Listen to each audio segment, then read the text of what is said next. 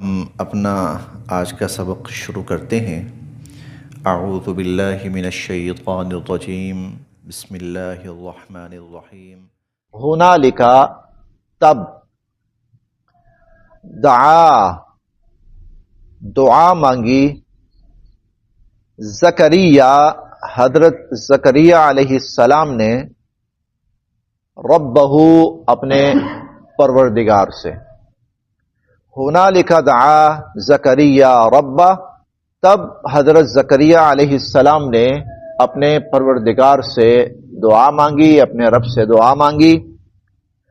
قال، فرمانے لگے، ربی، اے میرے رب، ہب، عطا فرمائیے، ہبہ سے ہے نا، ہبہ، عطا فرمائیے، لی، مجھے، من لدن کا، اپنی جناب سے، اپنی طرف سے، ذریۃً، اولاد، طیبہ، پاکیزہ۔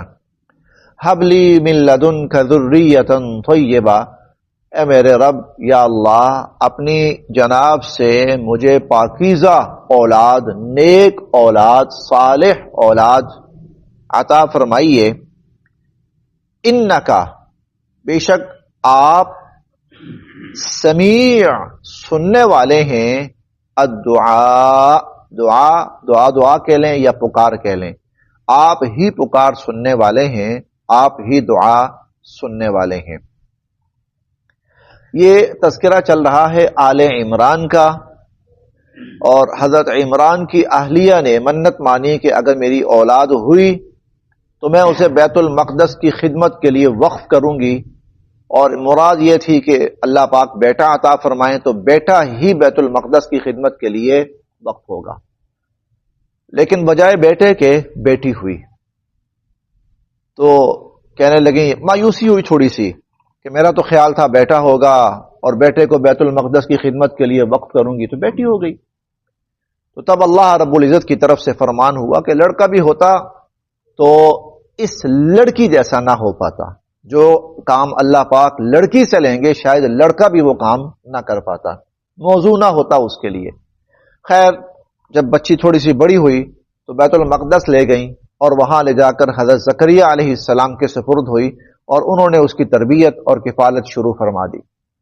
حضرت زکریا علیہ السلام ادھیڑ عمر تھے، بڑی عمر کے تھے، اور اتنی بڑی عمر کے تھے کہ یہاں پر بھی ہم پڑھیں گے اور 16ویں پارے میں تو بہت تفصیل سے پڑھیں گے کہ بالکل بوڑھے ہو چکے تھے۔ وہن العظم منی، ہڈیاں بھی اب کمزور ہو گئی ہیں بڑھاپے کی وجہ سے۔ واشتعل الرأس شیبا، اور سر بالکل سفید ہو چکا ہے، یعنی یہ حالت تھی ان کی۔ تو وہ اس بچی کی پرورش فرما رہے تھے۔ اکثر جب تشریف لاتے تو طرح طرح کی کھانے کی چیزیں، عجیب و غریب کھانے کی چیزیں موجود ہوتی ہیں حضرت مریم کے پاس۔ مریم یہ کہاں سے آ رہا ہے؟ تو حضرت مریم کہتی ہیں، ہوا من عند اللہ، اللہ کی طرف سے۔ حضرت زکریا علیہ السلام کی اولاد نہیں ہوئی تھی، اولاد نہیں ہوئی تھی، اور اولاد نہ ہونے کے اسباب میں سے ایک بڑا سبب ان کی اہلیہ کی بیماری تھی، کہ وہ ایسی بیمار تھی کہ جس میں اولاد کا ہونا بظاہر ممکن نہیں ہوتا، طبی نقطہ نظر سے اولاد کا ہونا ممکن نہیں ہوتا۔ حضرت زکریا علیہ السلام نے جب دیکھا کہ اللہ رب العزت حضرت مریم کو بغیر ظاہری اسباب کے عطا فرما رہے ہیں، یعنی ظاہری اسباب نہیں ہے وہاں پر، لیکن ان تک اللہ کی طرف سے کھانا پہنچ رہا ہے، تو ان کے دل سے دعا نکلی، اے اللہ، اگر بغیر اسباب کے مریم کو کھانا مل سکتا ہے تو بظاہر اسباب میرے پاس بھی نہیں ہے، تو مجھے بھی تو اولاد مل سکتی ہے، مجھے بھی اولاد مل سکتی ہے۔ اگر آپ بغیر اسباب کے مریم کو کھانا دے سکتے ہیں تو بغیر اسباب کے مجھے اولاد بھی دے سکتے ہیں۔ چنانچہ دعا شروع کی، ہنالکا، تب، اس موقع پر، دعا زکریا ربہ، حضرت زکریا علیہ السلام نے اپنے رب سے دعا کی۔ قال، فرمانے لگے، ربی، اے میرے رب، حب لی، مجھے عطا فرمائیے، من لدن کا، اپنی جناب سے، ذریۃ طیبہ، پاک اولاد، نیک اولاد، صالح اولاد۔ انک سمیع الدعاء، بے شک آپ دعا سننے والے ہیں۔ اچھا، ایک چیز جو یہاں خاص طور پر قابل ذکر ہے، انبیاء علیہم السلام کی طرف سے اولاد کی دعا قرآن کریم میں کئی مقامات پر ہے. حضرت ابراہیم علیہ السلام کی دعا بھی ہے، حضرت زکریا علیہ السلام کی، لیکن یاد رکھیں کسی نے بھی اولاد کی دعا نہیں مانگی، کسی نے بھی اولاد کی دعا نہیں مانگی، بلکہ ہر کسی نے دعا مانگی نیک اولاد کی، نیک اولاد کی.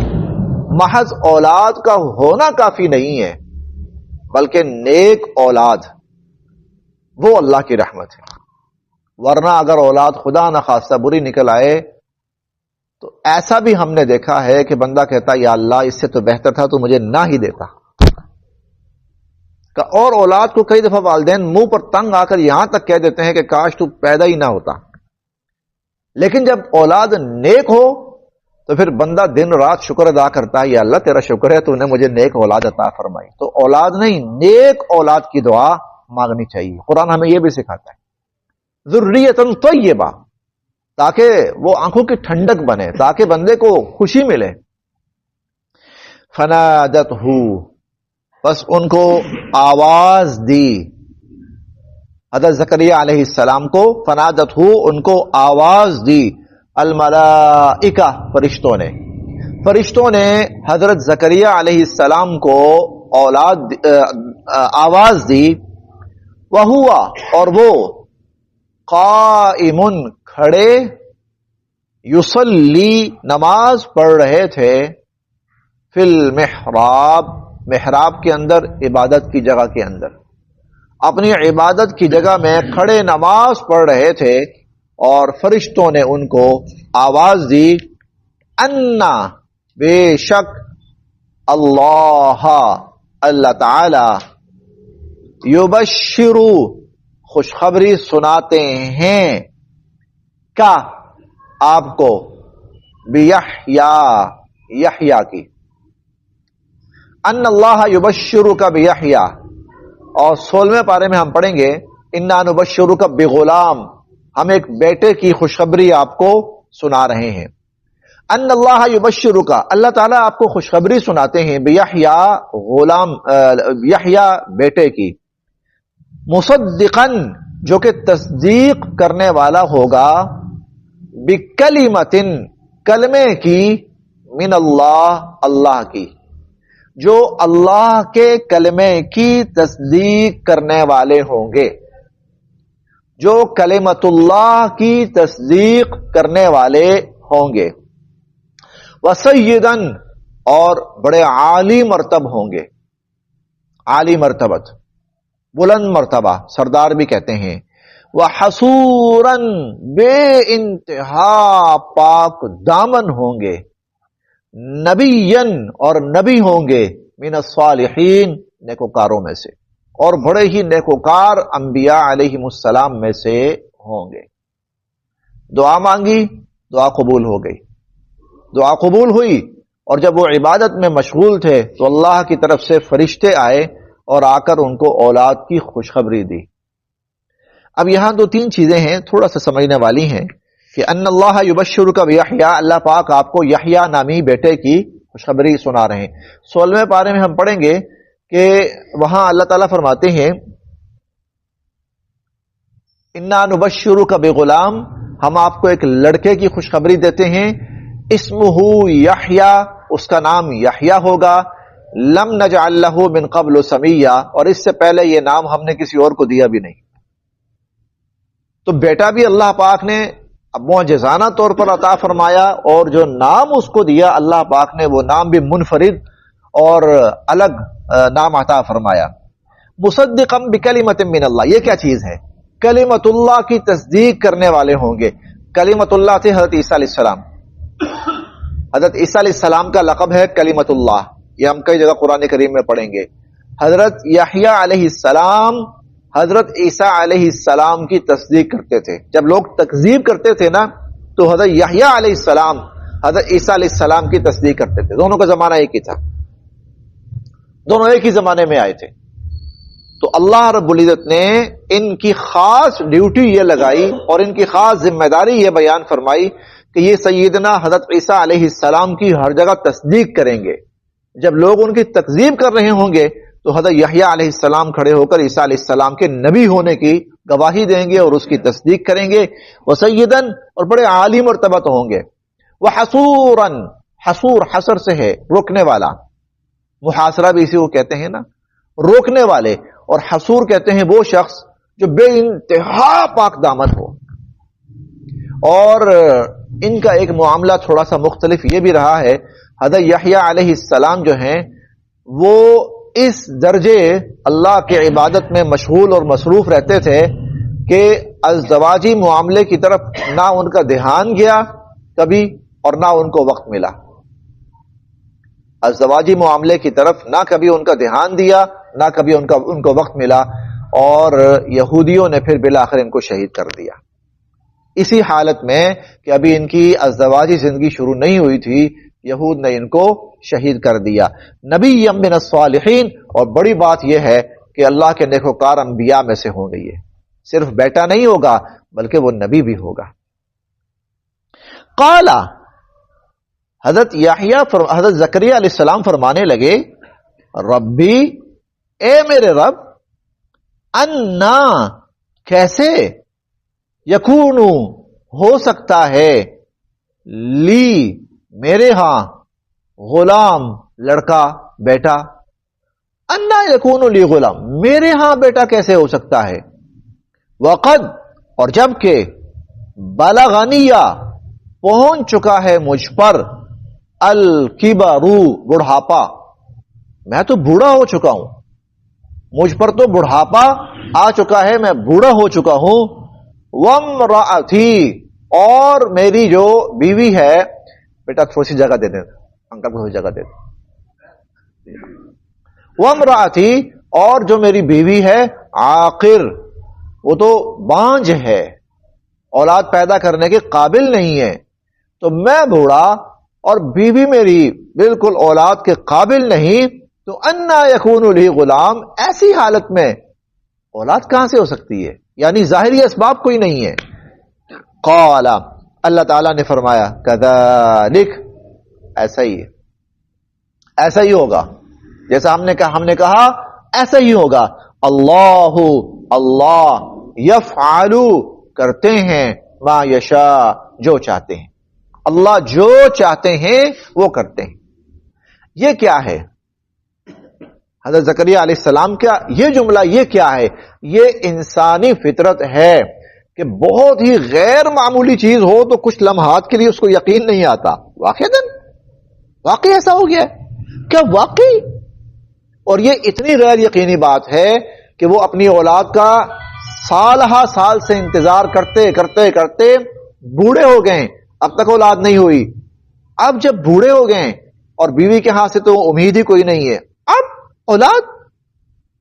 اور یہ اتنی عجیب بات ہے کہ کچھ لمحات کے لیے انہیں بھی یقین نہیں آیا. یہ فطری چیز ہے، خدا نخواستہ اللہ کی ذات پر غیر یقینی یا نا امیدی والی بات نہیں ہے، یا اللہ کی قدرت سے انکار والی بات نہیں ہے. یہ انسانی فطرت ہے. انسانی فطرت انبیاء علیہ السلام کے ساتھ ہوتی ہے، وہ اس سے مستثنا نہیں ہوتے. انبیاء علیہ السلام انسانی فطرت اور انسانی جذبات سے مستثنا نہیں ہوتے. انسانی جتنے بھی معاملات ہیں وہ ان کے ساتھ ہوتے ہیں. ہم پڑھیں گے انشاءاللہ. حضرت موسیٰ علیہ السلام کوہ طور پر گئے، اللہ تعالیٰ نے تعارف کروایا، اننی انا اللہ، اے موسیٰ میں اللہ ہوں، لا الہ الا انا، میرے سوا کوئی معبود نہیں ہے اور میں آپ سے بات کر رہا ہوں. یقین ہو گیا اللہ رب العزت مجھ سے ہم کلام ہیں. پھر یہ بھی کہ ہم آپ کو نبی بنا رہے ہیں، یہ بھی ہو گیا. اللہ تعالیٰ ہیں، نبوت مل چکی ہے. اللہ تعالیٰ فرماتے ہیں ذرا لاٹھی پھینکو، لاٹھی پھینکی تو وہ بن گیا اژدہا، اژدہا بن گیا سانپ، ویرانہ، رات، تنہائی، ویرانہ. اب کیا ہوا؟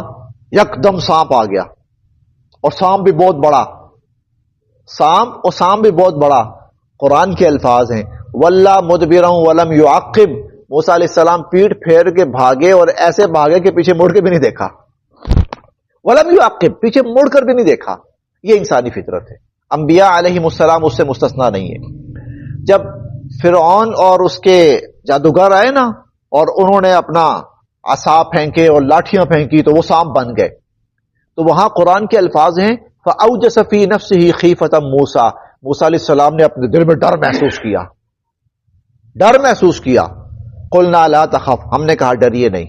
إِنَّكَ أَنْتَ الْأَعْلَى. آپ کامیاب ہوں گے. یہ انسانی فطرت ہے.